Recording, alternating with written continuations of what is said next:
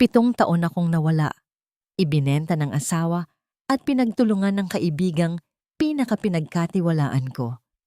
Pero ngayong nagbalik ako, hindi na ako ang babaeng kaya nilang tapak-tapakan. At ngayong nasa panganib ang anak ko, handa akong iparamdam sa kanila ang impyernong sila mismo ang lumikha. Handa kaya silang harapin ang galit na matagal kong tiniis? Ang marangyang pinto ng private jet ay dahan-dahang bumukas at mula rito ay lumabas ang isang babae. Ang suot niyang itim na stiletto ay marahang tumapak sa tarmac, kasabay ng paghampas ng mainit na hangin ng Maynila sa kanyang balat. Nakasuot siya ng isang mamahaling itim na business suit na bumagay sa kanyang perpektong tindig. Nakatago ang kanyang mga mata sa likod ng isang pares ng dark sunglasses, ngunit kahit sino ay mararamdaman ang lamig at kapangyarihang bumabalot sa kanyang buong pagkatao. Hindi siya si Amaya na mahina at mapagtiwala. Hindi na siya ang babaeng minsang inilibing sa limot. Siya si Amaya Reyes, ang pangulo ng Cielo Group, at nagbalik na siya. Isang assistant ang magalang na lumapit, hawak ang isang tablet. Ma'am Amaya, kumpirmado na po. Ang proyektong inaasam ng Sandoval Corporation ay nasa atin na. Isang bahagyang ngiti ang sumilay sa mga labi ni Amaya. Isang ngiting hindi umabot sa kanyang mga mata. Good, mahinang sabi niya. Ang boses ay kasing lamig ng yelo. Ito pa lang ang simula. Samantala, sa loob ng marangyang boardroom ng Sandoval Corporation, sa puso ng Makati, isang malakas na kalabog ang umalingaw-ngaw. Ano? Paanong nangyari to? Sigaw ni Marco Sandoval. Ang kanyang mga mata ay nag-aapoy sa galit. Hinampas niya ang makintab na lamesa gamit ang kanyang kamao. Ang proyektong yon ang mag-aangat sa kumpanya natin. Sino ang Cielo Group na yan? Saan sila nanggaling para agawin ang para sa atin? Nagyuko ng ulo ang kanyang mga tauhan, takot na magsalita. Walang sino man ang makapaniwala na isang kumpanyang bigla na lang sumulpot ay nagawang talunin ng isang higante tulad ng Sandoval Corporation. Ang hindi alam ni Marco, ang kalabang bumangga sa kanya ay hindi isang estranghero. Ito ay isang multo mula sa nakaraan na siya mismo ang lumikha.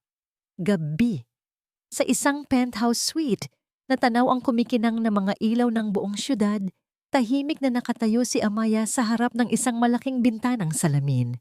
Sa kanyang kamay, hawak niya ang isang luma at lukot na litrato. Ito na lamang ang tanging bagay na nailigtas niya mula sa dati niyang buhay. Ang litrato ng isang batang babae na may matamis na ngiti at maniningning na mga mata. Si Angela, ang kanyang anak. Dahan-dahang hinaplos ng daliri ni Amaya ang mukha ng bata sa larawan. Isang takas na luha ang pumatak mula sa kanyang mga mata, isang luha na mabilis niyang pinunasan na para bang isa itong kahinaan. 7 taon. 7 taon siyang ipinagkait na mayakap at mahagka ng sarili niyang anak. Kasabay ng paghaplos niya sa litrato, bumalik sa kanyang isipan ang madilim na alaala. Ang amoy ng dagat, ang malambing na boses ni Marco na nagsasabing may sorpresa raw ito sa kanya, at ang mapagkunwaring ng ngiti ng kanyang matalik na kaibigan, si Isabela. Flashback. Amaya, halika. May ipapakita kami sa'yo, sabi ni Marco habang inaalalayan siyang sumakay sa isang maliit na yate.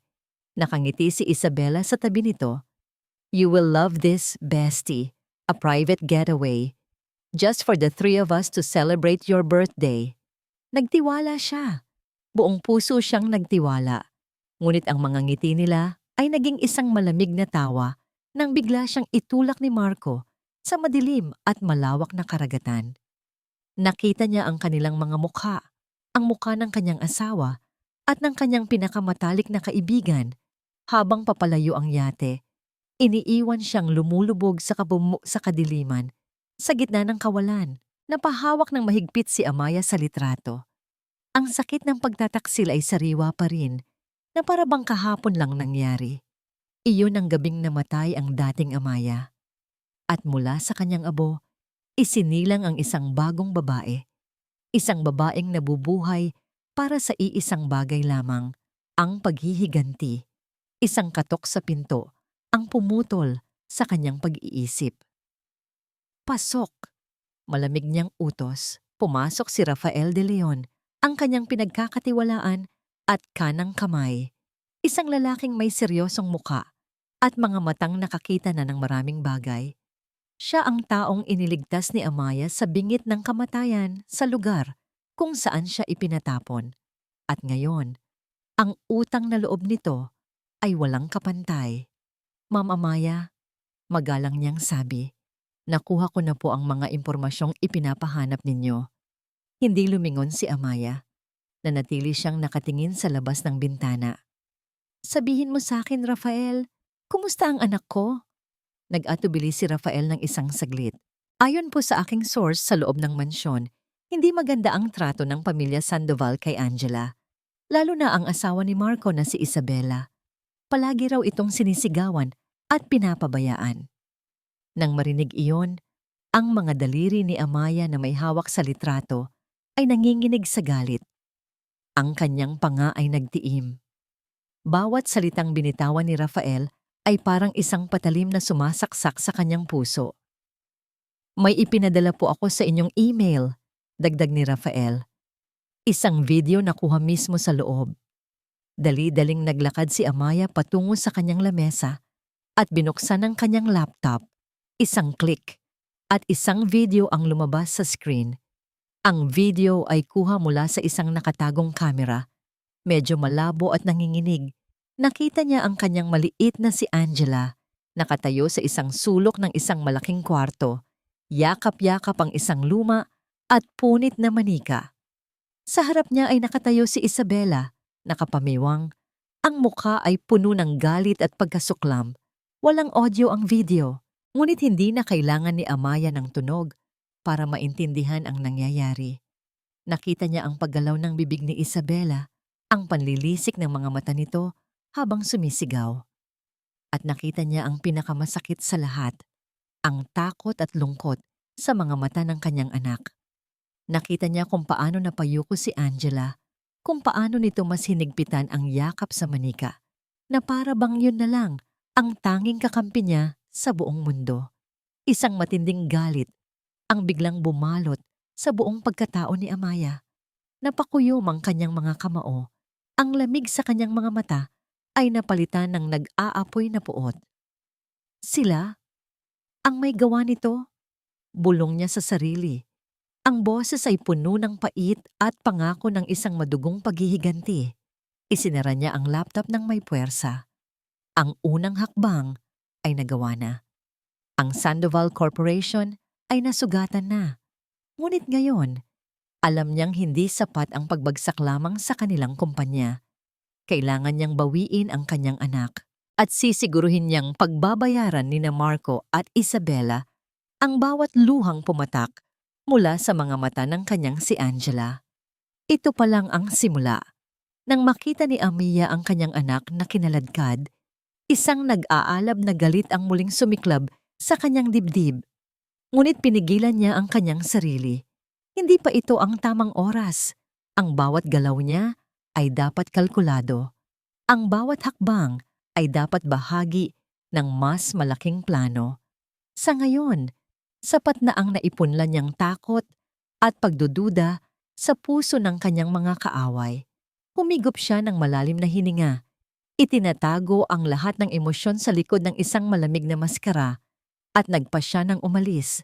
Tapos na ang kanyang misyon para sa gabing iyon. Habang naglalakad siya patungo sa malawak na pinto ng ballroom, naramdaman niya ang isang presensya sa kanyang likuran. Isang kamay ang humawak sa kanyang braso. Hindi marahas, ngunit may bigat ng awtoridad. Sandali! Isang boses ang nagsalita. Boses ni Marco. Dahan-dahang lumingon si Amaya. Itinaas ang isang kilay. Nakatayo si Marco sa harap niya.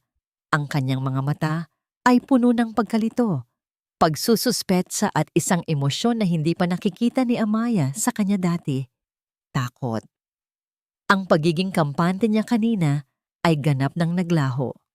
May kailangan ka, Mr. Sandoval? Tanong ni Amaya. Ang kanyang boses ay walang bahid ng anumang emosyon. Tinitigan siya ni Marco ng malapitan. Sinusuri ang bawat detalye ng kanyang mukha. Ang hugis ng kanyang mga labi. Ang kurba ng kanyang panga. Ang lamig sa kanyang mga mata. Ang lahat ay tila pamilyar, ngunit banyaga sa parehong pagkakataon. Ang pabango, ang boses, ang sikretong ibinulong niya. Ang mga piraso ng palaisipan ay unti-unting nabubuo sa kanyang isipan at ang larawang lumalabas ay isang bagay na nakakatakot. Isang bagay na imposible. Sino ka ba talaga? Tanong ni Marco. Ang kanyang boses ay halos isang pabulong, puno ng pangamba. Isang dahan-dahan at nakakakilabot ng ngiti ang sumilay sa mga labi ni Amaya. Ang nangiting iyon, ang huling piraso ng palaisipan na kinailangan ni Marco. Sa isang iglap, ang lahat ay luminaw. Ang babaeng nasa harap niya. Ako? Mahinang tanong ni Amaya, habang tinatanggal ang pagkakahawak ni Marco sa kanyang braso. Tinitigan niya ito ng diretso sa mga mata. Hinahayaan siya niyang makita ang lahat ng galit na itinago niya sa loob ng 7 taon. Ako ang bangungot na ikaw mismo ang lumikha. Tumalikod si Amaya at nagpatuloy sa paglakad. Iniiwan si Marco na nakatayo roon, nanlalamig, hindi makagalaw, na para bang sinampal siya ng katotohanang matagal na niyang ibinaon sa limot. Ang multo ng kanyang nakaraan ay hindi lang nagbalik. Nagkatawang tao ito. At narito ito para maningil.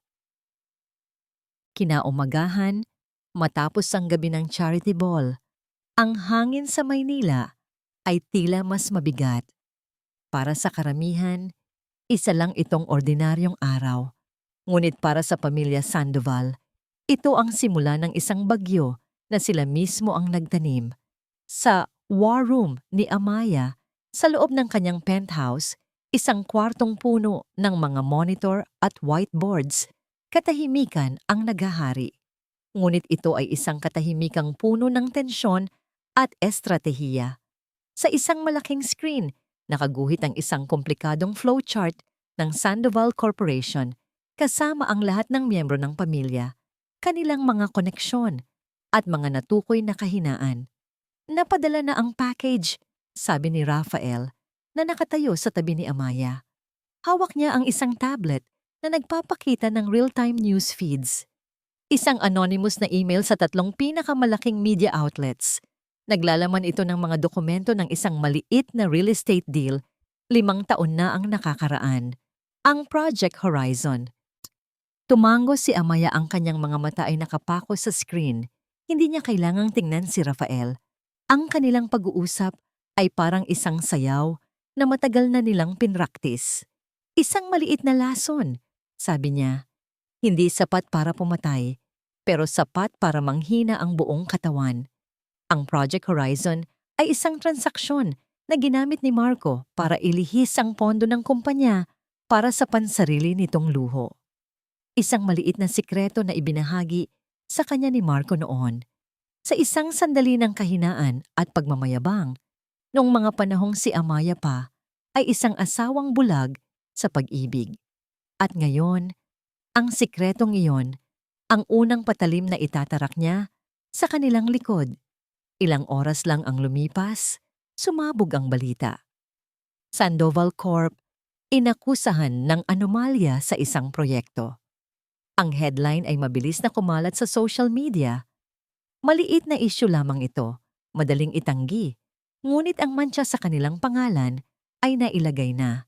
Sa opisina ng Sandoval Corporation, nagahari ang gulo. Ang mga telepono ay walang tigil sa pagtunog. Si Marco ay nagpapabalik-balik sa kanyang opisina na parang isang hayop na nakakulong sa hawla. Patahimikin niyo sila, sigaw niya sa kanyang legal team. Bayaran niyo kung sino ang kailangang bayaran. I-deny niyo ang lahat. Ngunit huli na ang lahat. Ang pagdududa ay naipunla na sa isipan ng mga mamumuhunan. Sa pagsasara ng stock market ng hapong iyon, Ang presyo ng shares ng Sandoval Corporation ay bumagsak ng 10%, isang malaking dagok sa kanilang reputasyon at yaman. Ang tunay na parusa ay naghihintay kay Marco sa opisina ng kanyang ama. Si Don Ricardo Sandoval, ang patriarch ng pamilya, ay isang lalaking hindi basta-basta. Nakaupo ito sa likod ng kanyang malaking lamesa. Ang mukha ay kasing tigas ng bato. "Isang linggo," sabi ni Don Ricardo sa malamig na boses. Hindi man lang tinitingnan si Marco. "Isang linggo lang mula nang sabihin mong kontrolado mo ang lahat. At ngayon, ang pangalan ng pamilya natin ay nasa lahat ng dyaryo." "It's a demolition job, Papa. May naninira sa atin," depensa ni Marco. "At hinayaan mong mangyari." Tumayo si Don Ricardo. Ang kanyang boses ay dumadagundong sa galit. "Pinagkatiwalaan kita sa kumpanyang ito. At ano ang ginawa mo? Sinira mo ang pangalan na pinaghirapan kong itayo sa loob ng 50 taon dahil sa isang maliit at makasariling transaksyon." Walang naisagot si Marco. Ang takot niya sa kanyang ama ay mas matindi pa kaysa sa galit niya sa kung sino man ang gumagawa nito sa kanya. Samantala, sa mansyon ng mga Sandoval, si Isabela ay nanonood ng balita sa telebisyon. Ang kanyang mukha ay namumutla sa galit at pagkahiya. Ang lahat ng kanyang pinaghirapan, ang posisyon sa lipunan, ang pagiging Mrs. Sandoval ay nanganganib na gumuho. Ang kahihiyan ay isang lason na hindi niya kayang lunukin.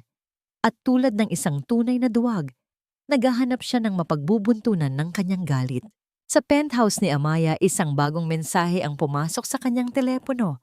Galing kay Rafael. Isa itong audio file. Nang i-play niya ito, ang narinig niya ay ang garalgal na boses ni Isabela. "Kasalanan mo to.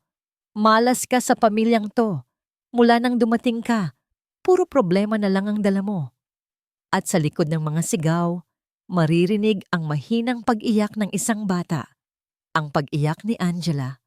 Napatigil sa paghinga si Amaya.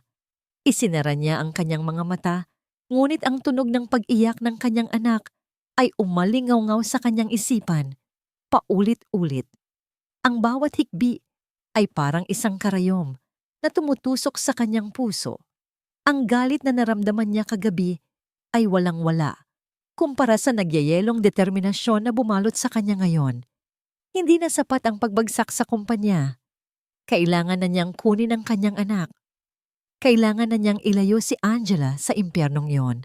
Kinabukasan, nakaupo si Amaya sa harap ng pinakamahusay na family lawyer sa bansa, si Attorney Lena Crisologo, isang babaeng nasa edad 50, may matalas na isip at mga matang hindi nagsisinungaling. Inilatag ni Amaya ang lahat ng ebidensya na naipon ni Rafael sa loob ng ilang buwan, mga testimonya mula sa mga dating kasambahay, mga medical records ng mga pasa at galos ni Angela na pinalabas na resulta ng aksidente at ang audio recording ng pagsigaw ni Isabela. "Malakas ang kaso natin para sa child abuse, Miss Reyes," sabi ni Attorney Crisologo matapos pag-aralan ang lahat. "Pero magiging mahaba at madugo ang laban. Gagamitin ng mga Sandoval ang lahat ng kanilang pera at impluensya para pahirapan tayo." "Wala akong pakialam," matigas na sabi ni Amaya. "Gawin mo ang lahat. Gaano katagal?" 6 na buwan, 1 taon. Mahirap sabihin, sagot ng abogada. 6 na buwan. Ang isip ni Amaya ay lumipad sa kanyang anak na kailangang tiisin ang isa pang araw, isa pang linggo, isa pang buwan sa kamay ng mga halimaw na yon. Hindi niya kaya.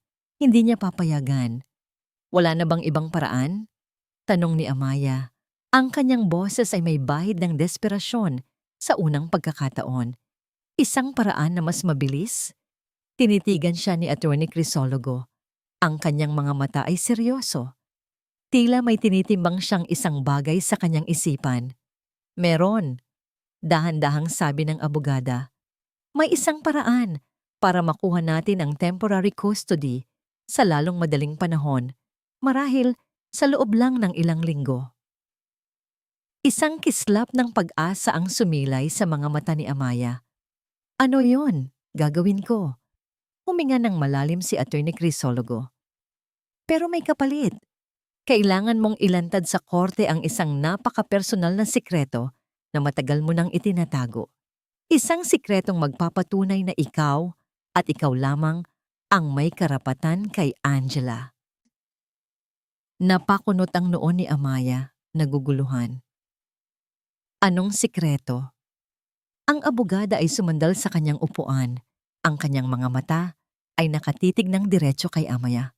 Kailangan mong ipaalam sa korte, sabi niya, na ang pangalang ginagamit mo ngayon ay hindi mo tunay na pangalan at ang babaeng kilala ng buong mundo bilang Amaya Reyes ay matagal nang patay. Ang mga salita ni Atty. Crisologo ay parang isang malakas na kulog na umalingaw-ngaw sa isipan ni Amaya. Ang babaeng kilala ng buong mundo bilang Amaya Reyes ay matagal nang patay.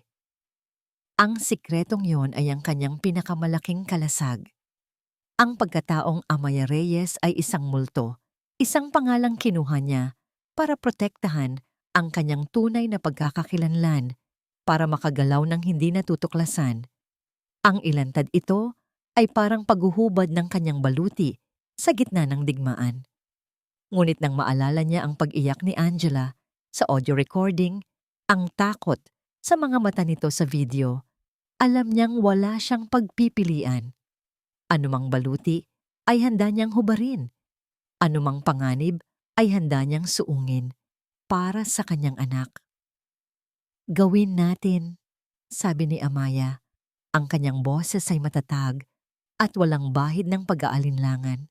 Makalipas ang isang linggo, isang itim na van ang huminto sa harap ng matataas na gate ng mansyon ng mga Sandoval. Mula rito ay bumaba si Amaya, nakasuot ng isang simpleng navy blue pantsuit. Sa kanyang tabi ay si Atty. Crisologo at sa likod nila ay 2 social worker mula sa DSWD at 2 unipormadong pulis. Hawak nila ang isang bagay na mas makapangyarihan kaysa sa anumang armas. Isang court order para sa isang emergency welfare check at temporary protective custody para kay Angela. Ang mga gwardiya sa gate ay sinubukang harangan sila, ngunit nang makita nila ang mga pulis at ang opisyal na dokumento, wala silang nagawa, kundi ang buksan ng daan. Ang pagdating nila ay hindi inaasahan. Ang katahimikan ng mansyon ay biglang nabasag. Sinalubong sila ng isang nagpapanik na si Isabela sa may pinto. Ang kanyang muka ay puno ng gulat at galit. Anong ibig sabihin nito? Anong ginagawa ninyo sa pamamahay ko? Sigaw niya, sinusubukang panatilihin ang kanyang dignidad. Mrs. Sandoval, sabi ni Atty. Crisologo sa isang kalmado at propesyonal na tono habang ipinapakita ang court order.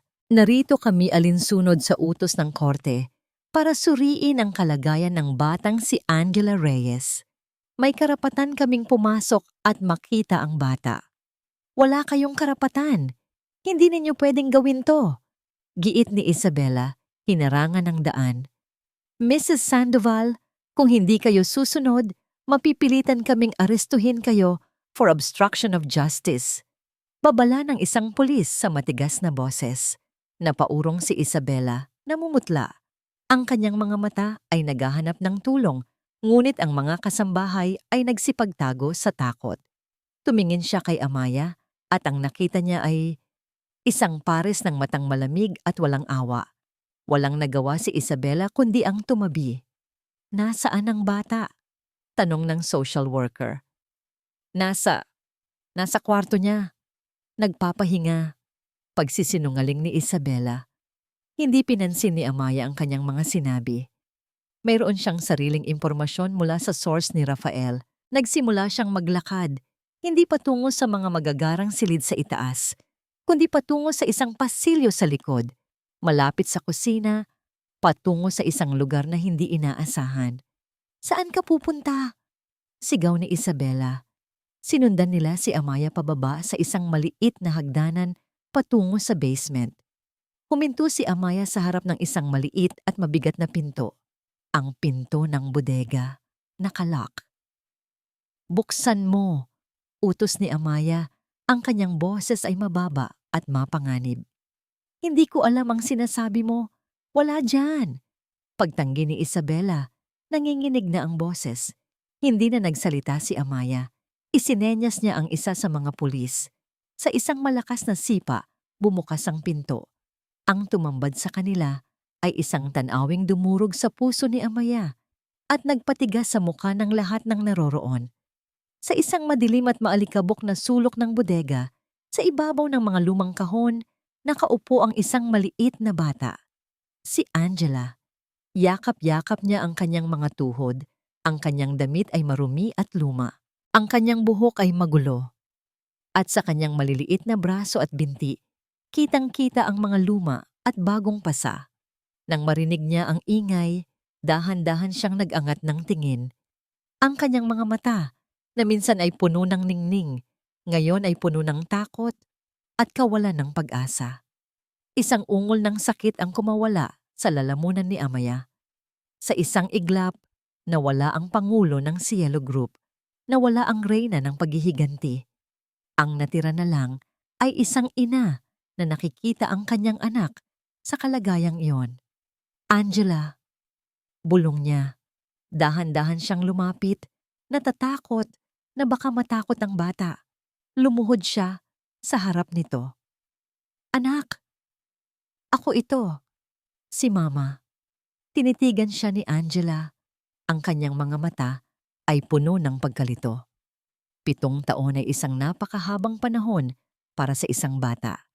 Ang mukha sa kanyang harap ay pamilyar mula sa isang lumang litratong palihim niyang itinatago. Ngunit iba pa rin. Ngunit nang makita ni Angela ang mga luhang namumuo sa mata ng babae, isang bagay sa kanyang puso ang nakakilala. Mama? Mahinang tanong niya. Ang boses ay halos hindi marinig. Hindi na napigilan ni Amaya ang sarili. Dahan-dahan niyang niyakap ang kanyang anak. Naramdaman niya kung gaano kapayat ang katawan nito, kung paano ito nanginig sa kanyang mga bisig. Iyon na ang naging huling patak. Ang lahat ng galit, sakit, at pangungulila na kinimkim niya sa loob ng 7 taon ay sumabog sa isang mapait na pag-iyak. Ito ang unang yakap ng mag-ina matapos ang 7 taon. Isang yakap na puno ng sakit, pangungulila, at sa wakas, pag-asa. Tapos na, bulong ni Amaya sa buhok ng kanyang anak. Tapos na ang lahat. Hindi ka na nila sasaktan. Pangako. Ang mga social worker ay mabilis na kumilos. Kinukuhanan ng litrato ang kalagayan ng bata at ang lugar bilang ebidensya. Si Attorney Crisologo ay bumaling kay Isabela. Ang kanyang mukha ay walang emosyon. May sasabihin pa po ba kayo, Mrs. Sandoval? Hindi makapagsalita si Isabela. Ang lahat ng kulay ay nawala sa kanyang mukha. Alam niyang tapos na ang laro. Binuhat ni Amaya si Angela. Habang naglalakad sila palabas ng mansyon, dumaan sila kay Isabela. Huminto si Amaya at tiningnan ito ng diretso sa mga mata. Sinabi ko sa'yo, sabi ni Amaya sa isang boses na kasing lamig ng kamatayan. Huwag mong hahawakan ang hindi sa'yo. Pagdating nila sa labas, kasabay noon ang pagdating ng isang itim na kotse. Bumaba si Marco. Ang kanyang mukha ay puno ng galit. Anong nangyayari dito? Angela, saan ninyo siya dadalhin? Sigaw niya, gabi niya, akmang lalapit. Ngunit hinarangan siya ng mga pulis. Nakita niya si Angela sa mga bisig ng isang babaeng kilalang-kilala niya bilang si Amaya Reyes. Nakita niya ang pagkapahiya sa mukha ng kanyang asawa at alam niyang natalo siya. Hindi pa tayo tapos, sigaw niya kay Amaya. Hindi lumingon si Amaya. Dala-dala ang kanyang anak, pumasok siya sa van. Habang papalayo ang sasakyan, tiningnan niya ang mansyon na minsan niyang tinawag na tahanan. Ito ay isang hawlang ginto na naging impyerno para sa kanyang anak. Nang gabing iyon, sa penthouse, sa isang malinis at malambot na kama, natutulog si Angela Sa unang pagkakataon, ng mahimbing at walang takot. Binabantayan siya ni Amaya, hinahaplos ang kanyang buhok, pinupunasan ang bawat luhang pumatak sa kanyang sariling pisngi. Nanalo siya sa unang laban, nakuha na niya ang kanyang anak. Habang pinagmamasdan niya ang payapang mukha ni Angela, may ibinulong ang bata sa gitna ng kanyang panaginip. Mga salitang nagpatigil sa paghinga ni Amaya at nagtanim ng isang bagong binhi ng pagdududa at sakit sa kanyang puso. Papa Marco, sabi niya, anak daw ako ng demonyo. Ang mga sumunod na araw sa penthouse ni Amaya ay puno ng isang katahimikang matagal na niyang hindi naramdaman. Ang bawat umaga ay sinasalubong ng liwanag ng pag-asa, hindi ng anino ng paghihiganti. Ang kanyang buong mundo ngayon ay umiikot sa isang maliit na anghel na unti-unting naghihilom. Si Angela ay hindi na palaging umiiyak sa gabi. Ang mga pasa sa kanyang katawan ay dahan-dahang naglalaho, napapalitan ng mga ngiti na bihira niyang ipakita noon. Nagsimula na itong mag-drawing muli. Noong una, ang mga guhit nito ay puro madidilim na bahay at mga figurang walang mukha. Ngayon, gumuguhit na ito ng araw, mga bulaklak at dalawang magkahawak kamay na figura. Isang malaki at isang maliit. Gabi-gabi, binabasahan ni Amaya ng kwento ang kanyang anak hanggang sa ito'y makatulog. Sa mga sandaling iyon, habang pinagmamasdan ang payapang mukha ni Angela, pansamantalang nawawala ang galit sa puso ni Amaya. Napapalitan ito ng isang dalisay at walang kapantay na pagmamahal na nagpapaalala sa kanya kung bakit siya lumalaban. Ngunit sa likod ng kanyang isipan, palaging bumabalik ang mga salitang ibinulong nito sa kanyang panaginip. Anak daw ako ng demonyo. Isang tanong na hindi niya maintindihan at patuloy na bumabagabag sa kanya.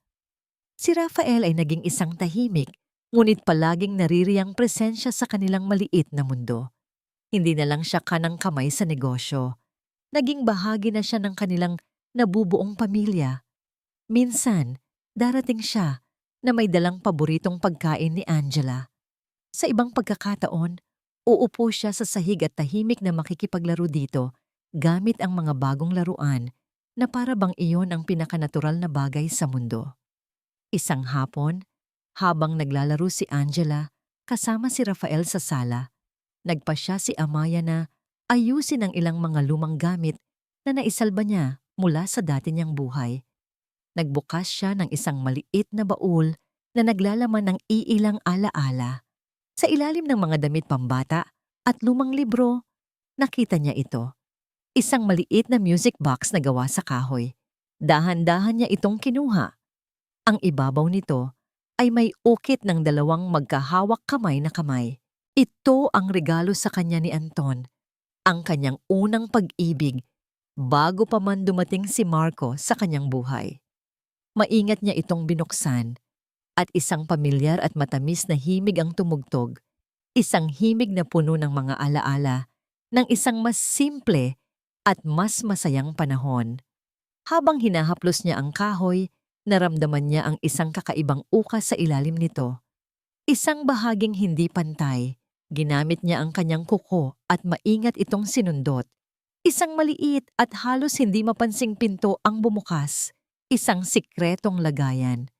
Sa loob, nakatago ang isang maliit na bungkos ng mga liham na tinalian ng isang kupas na laso at isang nakatuping papel na medyo naninilaw na. Sa mansyon ng mga Sandoval, ang mga pader ay tila lumiliit. Ang bawat isa ay nagtuturuan. "Kasalanan mo to, Isabela!" sigaw ni Marco habang ibinabato ang isang babasaging baso sa pader. Kung hindi ka lang naging pabaya at malupit sa bata, hindi sana sila nagkaroon ng dahilan para pumasok dito. "Ako? Ako pa ngayon ang may kasalanan," ganti ni Isabela. Ang kanyang boses ay puno ng pagkasuklam. "Ikaw ang nagdala ng demonyong yan sa buhay natin. Ikaw ang nagtago sa kanya. Ngayon, Pareho tayong babagsak dahil sa mga kasalanan mo. Ang kanilang sigawan ay naging isang marahas na away, puno ng panunumbat at pagbabanta. Ang perpektong mag-asawa ay unti-unti nang sinisira ang isa't isa mula sa loob. Sa penthouse, walang kamalay-malay si Amaya sa gulo. Ang kanyang buong atensyon ay nasa mga liham na hawak niya. Kinalas niya ang laso at binuksan ang unang liham. Ang sulat kamay ni Anton. Binasa niya ang bawat salita at sa bawat pangungusap, bumabalik ang mga alaala. Ang kanilang mga simpleng petsa sa parke, ang kanyang mga tula, ang kanyang mga pangarap para sa kanilang dalawa. Isang pag-ibig na dalisay at walang pagkukunwari. Isang pag-ibig na brutal na winakasan ng isang aksidente. Sa huling liham, napansin ni Amaya ang isang kakaibang sigla sa pagsusulat ni Anton. Mahal ko, mayroon akong isang napakagandang balita na sasabihin sa'yo. Isang sorpresa na magbabago sa buhay nating dalawa magpakailanman. Magkita tayo bukas sa dati nating tagpuan. Hindi na ako makapaghintay na makita ka. Iyon ang huling liham. Kinabukasan, natagpuan na lamang ang sasakyan ni Anton na wasak sa ilalim ng isang bangin. Isang luha ang pumatak sa papel. Isang luha para sa pag-ibig na nawala. Para sa kinabukasang hindi nangyari. Ibinalik niya ang mga liham sa kahon at kinuha ang huling nakatuping papel. Wala itong petsa. Isa itong opisyal na dokumento. Nang buksan niya ito, ang nakita niya ay isang letterhead mula sa isang kilalang fertility clinic sa Makati. Napakunot ang kanyang noo. Bakit magkakaroon si Anton ng ganito? Binasa niya ang mga nakasulat. Ang puso niya ay nagsimulang kumabog ng mabilis. Ang mga salita ay tila lumulundag mula sa pahina. Patient name Sandoval Marco Antonio. Diagnosis azoospermia, complete infertility. Paulit-ulit na binasa ni Amaya ang mga salita. Hindi makapaniwala. Ang dokumento ay nagsasabing si Marco ay baog. Walang kakayahang magkaanak. Ang himig mula sa music box ay patuloy pa rin sa pagtugtog. Ngunit ngayon, ito ay parang isang nakakatakot na tunog. Ang hangin sa silid ay tila nanlamig. Ang lahat ng piraso ng palaisipan ay biglang nag-ugnay-ugnay sa kanyang isipan sa isang nakakagimbal na paraan. Ang huling liham ni Anton na may sorpresa. Ang biglaan nitong pagkamatay. Ang mabilis na pag-alok ni Marco ng kasal. Ang pagtrato ni Marco kay Angela na parang hindi niya ito anak. At ang mga salita ng bata, anak daw ako ng demonyo, natigilan si Amaya. Ang dokumento ay nahulog mula sa kanyang nanginginig na mga kamay.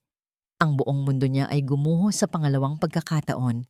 Kung si Marco ay baog, kung hindi siya pwedeng magkaanak, sino? Sino ang tunay na ama ni Angela? Ang matamis na himig mula sa music box ay patuloy sa pagtugtog, ngunit para kay Amaya, ito ay naging isang nakakabinging tunog ng kataksilan. Ang bawat nota ay parang isang martilyo na pumupukpok sa kanyang dibdib. Winawasak ang lahat ng natitira niyang alaala. Si Marco ay baog. Ang mga salitang iyon ay umalingaw-ngaw sa kanyang isipan, paulit-ulit na parang isang sirang plaka. Napaupo siya sa sahig. Ang kanyang mga binti ay biglang nawalan ng lakas.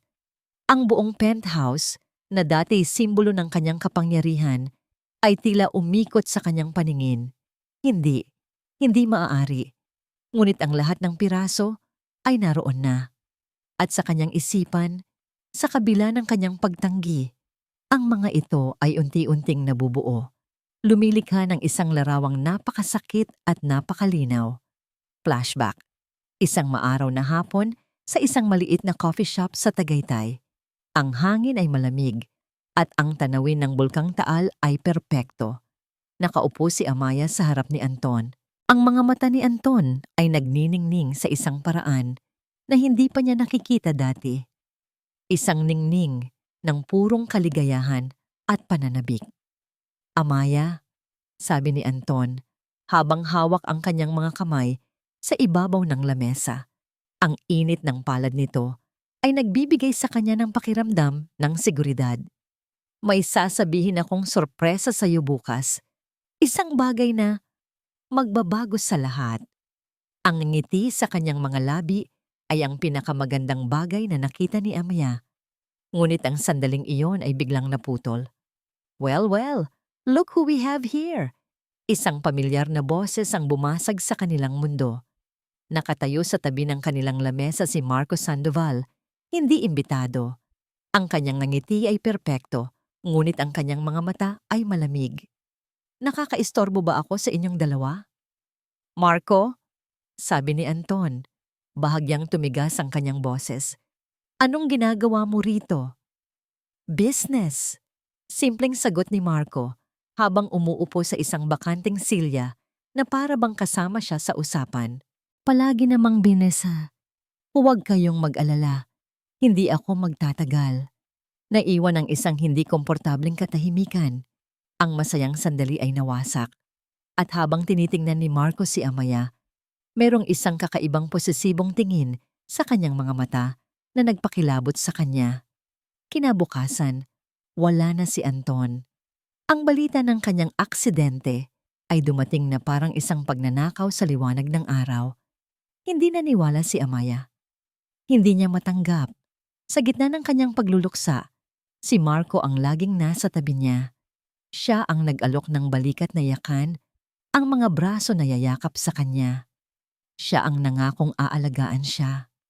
Hayaan mo akong alagaan ka, Amaya. Sabi ni Marco noon. Hayaan mo akong punan ng puwang na iniwan niya. At siya, sa kanyang kahinaan at kalungkutan, ay naniwala. Ngayon, habang nakaupo sa sahig ng kanyang penthouse, ang lahat ay luminaw. Ang sorpresa ni Anton ay hindi isang sing-sing o isang regalo. Ito ang balita. Ang balita na magiging mga magulang na sila. Si Marco, na laging may lihim na pagtingin sa kanya, ay nalaman ito. At sa halip na hayaan silang maging masaya, gumawa siya ng paraan. Pinatay niya si Anton. Pinatay niya si Anton at pagkatapos ay kinuha ang lahat ng dapat sana ay para dito. Ang babaeng mahal nito at ang anak na hindi man lang nito nakita. Isang sigaw na puno ng sakit at galit ang kumawala mula sa lalamunan ni Amaya. Hindi ito isang sigaw ng isang makapangyarihang pangulo. Ito ay sigaw ng isang babaeng ninakawan ng lahat. Ang kanyang puso ay parang pinupunit sa dalawa. Ang maskara na maingat niyang binuo sa loob ng 7 taon ay tuluyang gumuho. Niyakap niya ang kanyang sarili, nanginginig, habang ang mga luha ay walang tigil na dumadaloy sa kanyang mga pisngi. Ang sakit ay mas matindi pa kaysa noong araw na ipinatapon siya. Dahil ngayon, alam na niya ang buong katotohanan. Ang pundasyon ng kanyang buhay sa loob ng maraming taon ay isang malaking kasinungalingan na binuo sa dugo ng lalaking pinakamamahal niya. Pumasok si Rafael sa silid, naalarma sa kanyang sigaw. Nakita niya si Amaya sa sahig, wasak at umiiyak. Sa isang iglap, nawala ang lahat ng formalidad sa pagitan nila. Lumuhod siya sa tabi nito. Amaya, tawag niya. Ang kanyang boses ay puno ng pag-aalala. Anong nangyari? Itinuro ni Amaya ang medical report sa sahig. Pinulot ito ni Rafael at binasa. Ang kanyang mukha ay dahan-dahang nagbago, mula sa pagkalito patungo sa pagkaunawa, at pagkatapos ay sa isang malamig na galit. Si Anton! Humihikbing sabi ni Amaya, halos hindi makapagsalita. Si Anton ang ama ni Angela. Pinatay siya ni Marco. Pinatay niya siya. Walang sinabi si Rafael. Sa halip ginawa niya ang isang bagay na hindi pa niya nagagawa dati. Dahan-dahan niyang inilapit si Amaya at niyakap ito. Sa mga bisig ni Rafael, tuluyan nang bumuhos ang lahat ng sakit na kinimkim ni Amaya. Umiyak siya ng umiyak, hindi lang para sa sarili niya, kundi para kay Anton, para sa buhay na ninakaw sa kanila, at para kay Angela na hindi makikilala ang kanyang tunay na ama. Makalipas ang ilang sandali, Huminto sa pag-iyak si Amaya. Dahan-dahan siyang kumalas sa yakap ni Rafael. Tumayo siya at naglakad patungo sa isang malaking salamin. Tiningnan niya ang kanyang refleksyon. Ang kanyang mukha ay basang-basa ng luha, ang kanyang mga mata ay namumugto. Ang imahe ng isang babaeng wasak. Ngunit habang tinititigan niya ang kanyang sarili, isang bagay ang nagbago. Pinunasan niya ang kanyang mga luha gamit ang likod ng kanyang palad. Dahan-dahan, ang sakit sa kanyang mga mata ay napalitan ng isang bagay na mas malalim, mas madilim, at mas mapanganib. Isang nagyayelong apoy. Ang paghihiganti niya dati ay para sa sarili niya, para sa 7 taon na nawala sa kanya. Ngunit ngayon, hindi na ito tungkol sa kanya lamang. Ito ay para kay Anton, para sa katarungan. Ang dating Amaya ay umiyak para sa pag-ibig. Ang bagong Amaya ay handang pumatay para sa katarungan. Sa kabilang banda ng lungsod, sinusubukan ni Marco na tawagan si Amaya, ngunit hindi ito sumasagot. Sa sobrang pagkabigo, nagpunta siya sa gusali ng Cielo Group at nagpumilit na umakyat. Kailangan kong makausap si Miss Reyes. Sabihin niyo, nandito ang asawa niya. Sigaw niya sa receptionist. Paumanhin, Ginoo. Magalang ngunit matatag na sabi ng gwardiya. May utos po si Miss Reyes na hindi kayo papapasukin. Naiwan si Marcos sa lobby, nagingingit-angit sa galit at kawalan ng kapangyarihan. Sa penthouse, humarap si Amaya kay Rafael. Ang kanyang mukha ay kalmado na, ngunit ang kanyang mga mata ay nag-aapoy. Tulungan mo ako, Raf, sabi niya, hindi bilang isang utos, kundi bilang isang pakiusap. Tulungan mo akong pabagsakin sila, hindi lang ang kanilang kumpanya. Lahat. Tinitigan siya ni Rafael. Mayroong isang bigat sa kanyang mga mata na ngayon lang nakita ni Amaya. Amaya, sabi niya sa seryosong boses. Ang pagkamatay ni Anton Sandoval, hindi iyon basta-basta isinara. Bago ako napunta sa lugar kung saan mo ako natagpuan, ako ay isang special agent.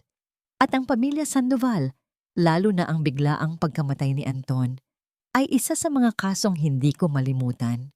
Napatitig si Amaya sa kanya. Gulat. Hindi lang utang na loob ang dahilan kung bakit kita tinutulungan. Pagpapatuloy ni Rafael, ang kanyang boses ay puno ng determinasyon. Tinutulungan kita para sa katarungan, Zika. Ang pag-amin ni Rafael ay parang isang susi na nagbukas ng isang bagong pinto sa madilim na pasilyo ng nakaraan ni Amaya. Hindi na lang siya nag-iisa sa laban na ito. Ang kanyang personal na krusada para sa paghihiganti ay naging isang misyon para sa katarungan. At ngayon, mayroon na siyang isang tunay na kakampi. Nagbago ang pananaw ni Amaya. Hindi na siya si Amaya Reyes, ang pangulo, at si Rafael ang kanyang tauhan. Sila ay naging magkapareha. Magkasama nilang pinag-aralan ang bawat detalye ng kaso ni Anton.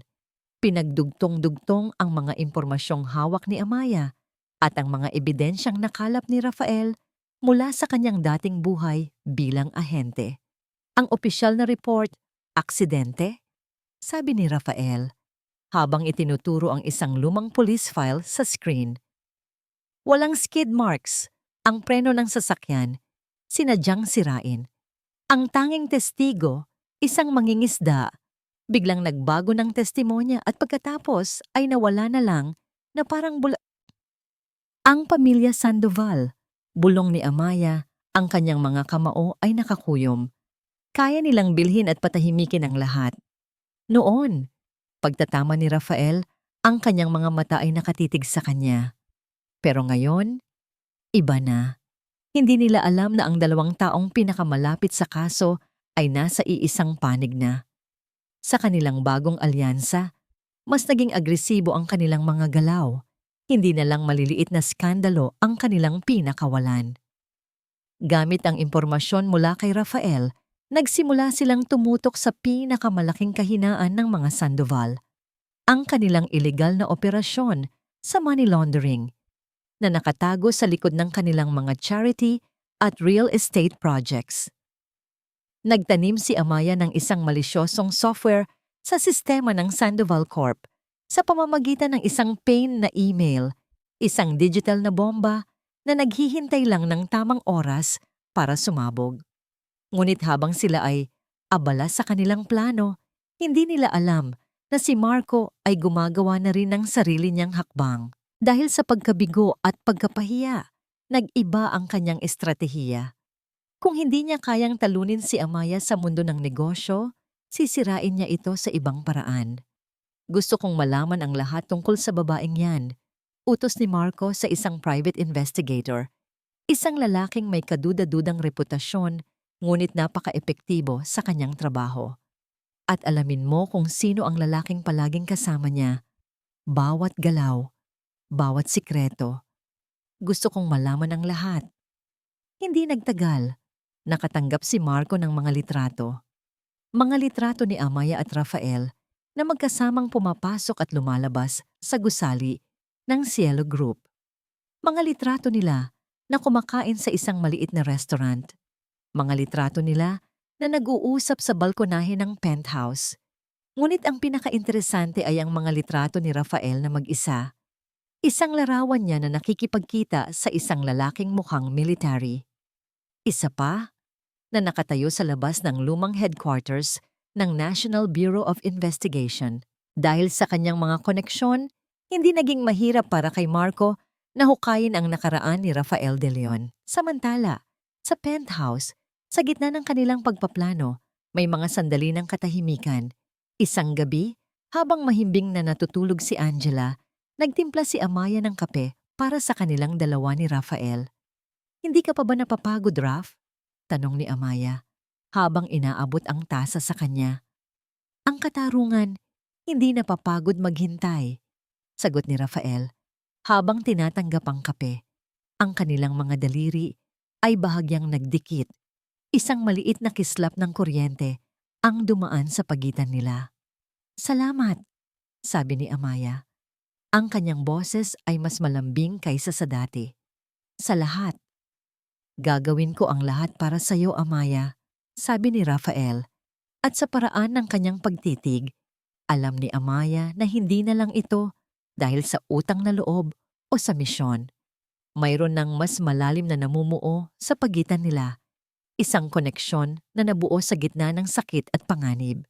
Ang sandaling iyon ay nabasag ng pagtunog ng telepono ni Amaya. Isang hindi rehistradong numero. "Sino to?" sagot niya. Walang nagsalita sa kabilang linya. Tanging isang mabigat na paghinga. Pagkatapos ng ilang segundo, namatay ang tawag. Kinabukasan, isang courier ang naghatid ng isang maliit at manipis na brown envelope sa reception ng Cielo Group, naka-address kay Amaya Reyes. Nang buksan ito ni Amaya sa kanyang opisina, nanlamig ang kanyang mga kamay. Sa loob ay isang folder. Ang laman nito ay hindi mga dokumento ng negosyo. Ang laman nito ay ang kumpletong serbisyo militar file ni Rafael de Leon. Naroon ang lahat, ang kanyang mga misyon, ang kanyang mga parangal, at ang isang classified na report tungkol sa isang nabigong operasyon sa Mindanao. Isang operasyon kung saan si Rafael ang team leader. Isang operasyon kung saan ang kanyang pinakamatalik na kaibigan at partner ay napatay sa isang ambush. Sa ilalim ng report, nakasulat sa malalaking pulang letra ang salitang "Nabigo." At kasama ng folder, may 2 litrato. Isang litrato ng masayang si Rafael kasama ang kanyang kaibigan, parehong nakauniporme, at isa pang litrato, isang malagim na larawan ng bangkay ng kanyang kaibigan. Sa ilalim ng lahat ng ito, may isang maliit na papel na may isang tanong na nakasulat sa makinilya. Kaya mo bang magtiwala sa isang lalaking hinayaan mamatay ang kanyang kasama? Ang papel ay malamig sa kanyang mga kamay, ngunit ang laman nito ay parang apoy na unti-unting tumutupok sa pundasyong katatayo pa lamang ng kanyang tiwala. Tinitigan ni Amaya ang litrato ni Rafael kasama ang namatay nitong kasama, isang larawan ng pagkakaibigan at katapatan. Pagkatapos ay tiningnan niya ang kasunod na larawan, isang imahe ng kamatayan at kabiguan. kaya mo bang magtiwala sa isang lalaking hinayaan mamatay ang kanyang kasama? Ang mga salita ay parang lason na may pamilyar na lasa. Ito ang parehong lason na ipinainom sa kanya ni Marco at Isabela 7 taon na ang nakalilipas. Ang lason ng pagdududa. Pumasok si Rafael sa opisina, may dalang 2 tasa ng kape. Amaya, kailangan nating pag-usapan ang susunod na hakbang. Natigilan siya nang makita ang folder sa lamesa at ang anyo ng pagkabalisa sa mukha ni Amaya. Hindi nagsalita si Amaya. Itinulak niya lang ang folder sa gitna ng lamesa. Nakita ni Rafael ang laman nito. Ang kanyang mga balikat ay bahagyang bumagsak. Hindi dahil sa gulat, kundi dahil sa isang pamilyar na bigat. Isang sakit na matagal na niyang dinadala. Hindi niya tiningnan si Amaya. Ang kanyang mga mata ay nakapako sa masayang larawan nila ng kanyang kaibigan. "Ipaliwanag mo to," sabi ni Amaya. Ang kanyang boses ay hindi galit. Ito ay mas malala. Ito ay malamig at walang emosyon. Huminga ng malalim si Rafael bago tumingin sa kanya. Totoo ang lahat ng yan. Pag-amin niya, ang kanyang boses ay puno ng pait. "Ako ang team leader. Nabigo ang misyon. Namatay si David dahil sa isang maling desisyon ko. Isang pagkakamali na habang buhay kong pagsisisihan." Sinubukan niyang magpaliwanag pa tungkol sa maling intel sa bitag na inihanda para sa kanila. Ngunit habang nagsasalita siya, nakikita niya ang pader na unti-unting itinatayo ni Amaya sa pagitan nila. Ang kanyang isip ay sumisigaw na maniwala kay Rafael. Ang lalaking ito ang nagligtas sa kanya, tumulong sa kanya at nagpakita ng kabutihan kay Angela. Ngunit ang kanyang puso, na minsan nang dinurog ng pagtataksil, ay natatakot. Ang sugat na iniwan ni Marco at Isabela ay napakalalim. Ang tiwala para kay Amaya ay isang marupok na salamin na kapag nabasag, hinding-hindi na maibabalik sa dati. "Ang tiwala, Raf," mahinang sabi ni Amaya, "isang beses lang winawasak at sa akin, 2 beses na." Ang mga salitang yon ay parang isang sampal kay Rafael. Tumango siya, puno ng sakit at pag-unawa. Walang salita ang makapag-aayos nito. Tanging gawa. Ang lamat ay naroon na. Ang dating madaling ugnayan sa pagitan nila ay napalitan ng isang hindi komportableng distansya. Ang kanilang mga pag-uusap ay naging puro tungkol na lang sa plano. Walang nang personal na usapan. Walang nang mga sandali ng katahimikan na komportable. Dahil sa pagdududa, nagdesisyon si Amaya na kumilos mag-isa. May isang bahagi ng plano, ang pag-atake sa isang offshore server ng mga Sandoval na dapat sana ay sabay nilang gagawin. Ngunit sa pag-aakalang kaya niya itong gawin mag-isa at para patunayan na hindi niya kailangan ng sinuman, inilunsad niya ang pag-atake ng mas maaga sa napag-usapan. Isang pagkakamali. Habang pinapanood niya ang progress bar sa kanyang screen, isang pulang alerto ang biglang lumabas. "Access denied. Threat neutralized. Firewalls updated." Hindi lang siya nabigo. Nabigyan pa niya ng babala ang mga Sandoval. Natuto sila sa unang pag-atake at nag-upgrade ng kanilang seguridad. Ang pagkakataong yon ay nawala na. Kasabay ng kanyang pagkabigo, tumunog ang kanyang telepono. Isang unknown number. "Hello?" Sagot niya. "Kamusta, Amaya?" Ang boses ni Isabela, matamis ngunit puno ng kamandag, ang kanyang narinig. "Narinig ko, may maliit ka raw sablay ngayon. Akala mo ba ganun kadaling pabagsakin ang mga Sandoval? Akala mo ba matatalo mo kami?" Napakuyom ng kamao si Amaya. "Makinig ka." Pagpapatuloy ni Isabela na tila ninanamnam ang bawat salita. "Mananatili kang talunan. At yang bago mong aso, yang ex-agent mong bodyguard, sabihin mo sa kanya, mas galingan niya sa susunod. Baka sa susunod, hindi na lang kasama niya ang mamatay." At ibinaba nito ang telepono. Ang bawat salita ay isang karayom na tumusok sa sugat ng kanyang pagdududa. Kinahapunan, para takasan ang bigat ng hangin sa penthouse, dinala ni Amaya si Angela sa isang parke. Kailangan niya ng normalidad, kahit isang hapon lang. Kailangan niyang maging isang ina lamang, hindi isang reyna ng paghihiganti. Pinanood niya si Angela habang masayang naglalaro sa swing. Ang tawa nito ay parang musika sa kanyang tainga, isang gamot sa kanyang nababagabag na kaluluwa. Sa sandaling iyon, habang ang araw ay dahan-dahang bumababa, naramdaman ni Amaya ang isang kapayapaan na matagal na niyang hindi naramdaman. Kaya ko tong gawin, sabi niya sa sarili. Para sa kanya. Tumunog ang kanyang telepono. Isang mabilis na tawag mula sa kanyang opisina sa Hong Kong, isang bagay na kailangan ng kanyang agarang desisyon. Tumalikod siya mula sa swing, naglalakad ng ilang hakbang para marinig ng mas maayos ang kausap. Yes, proceed with the acquisition, sabi niya sa telepono. I'll handle the fallout later. Ang usapan ay tumagal lang ng halos 1 minuto. 1 minuto lang.